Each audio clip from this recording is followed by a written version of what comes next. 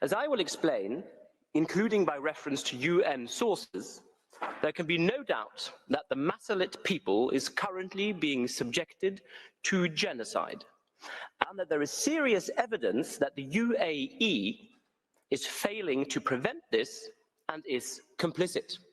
It is notorious that since November 2023, the Masalit non-Arab ethnic group in the Sudan has been targeted and subjected to acts of genocide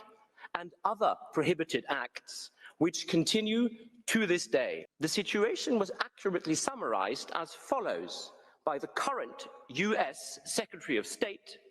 the Honorable Marco Rubio, during his confirmation hearing before the US Congress in January of this year. By its very definition, this is a real genocide. This is the ethnic targeting of specific groups for extermination, for elimination, by groups, by the way, that are being funded by nations that we have alliances and partnerships with in other parts of the world.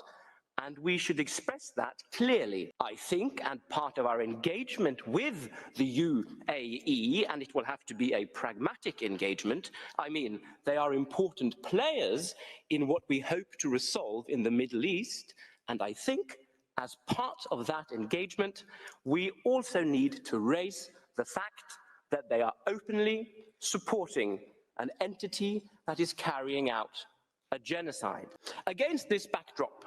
and in circumstances where the UAE's open support for the RSF continues, notwithstanding the fact that the RSF's ongoing siege of El Fasher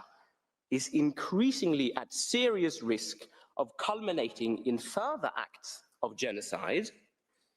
and the RSF's attacks against other gathering places in West and North Darfur for members of the Masalit people who have been displaced by the conflict have also escalated over the past month, the Sudan had no choice but to approach the court for urgent interim relief.